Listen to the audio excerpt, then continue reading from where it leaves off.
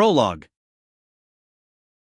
Case summary. From 2020 to 2028, a series of U.S. federal agents vanished from Los Angeles to New York. Last known location, Long Island. No signs of forced entry. No witnesses. Every recovered body shares a single anomaly: systematic ocular removal. Not random. Not improvised. Pattern confirmed. Status update. As the investigation continues, parallel killings have been reported in the Philippines targeting political figures bearing the same signature. Single operator or shared methodology remains under review.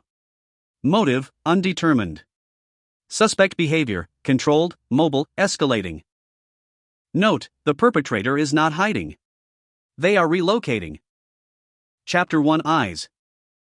I didn't turn on the television to watch. I turned it on to confirm that the world was still moving, even after I had left it powered off for so long. The news greeted me immediately. The FBI was hunting a string of assassinations targeting congressmen in the Philippines. One pattern. One wound. One silence on the victims' faces. Their eyes had been removed exactly the same way several ICE agents in the United States had been mutilated years earlier. I smiled. Not because I was happy, but because, finally, someone understood. It took them a long time to connect the dots. A long time to notice that blood has a memory. That violence repeats itself when ignored. At last, the FBI had linked the murders once blamed on my brother to the political corpses now piling up in the Philippines. I almost lost faith in them. Almost. I had been waiting for their arrival. Preparing for it. Even imagining how I would greet them, whether it would resemble what supposedly happened to the ICE agents my brother was accused of killing. In a way, they weren't wrong. My brother did contribute something before he was dragged out of the world and locked inside a cell shaped like a coffin. He took the sins I was meant to pay for. Until now. It has been over a decade since I returned to the Philippines. The country changed its skin, but not its soul. BGC now looks like Century City in Los Angeles, polished, loud, with no space for the weak. They're slightly ahead when it comes to street parking and pretending everything is cashless. But there's one thing I wouldn't trade for anything: every bathroom has a bidet. I still don't understand how all of America collectively agreed not to wash their asses. Just wipe. Done. The same way they treat conscience: smear it, never clean it. But let's not pretend. America is different. It should be. Every year, they collect $5 trillion from people working themselves to death. Even if half of it were stolen, there would still be more than enough left. And we all know they don't just take half. I spent nearly a decade there.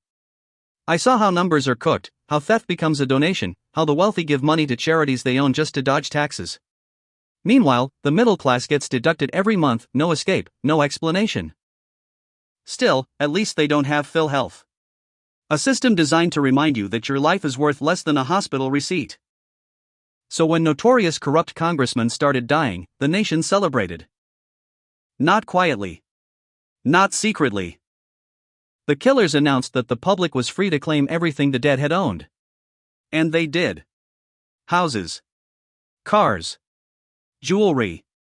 Money stolen long ago from people who no longer had the strength to scream. That was when those in power began to tremble. That was when they realized they weren't safe, no matter how many times they said they were the law. At first, the military protected them. But even guns grow tired of firing for the wrong people. Slowly, they remembered who truly pays them. Not politicians, but the citizens they had allowed to die. In other countries, police are paid well.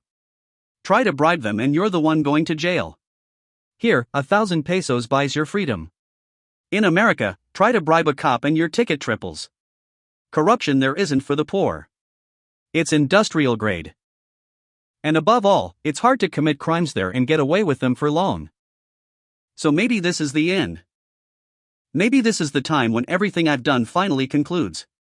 The names. The bodies. The eyes. But before that happens, I'll make sure everything that needs to be erased is erased. This was never about money. It was never about money. This is about reminding the world that everything has a limit, even the false gods themselves.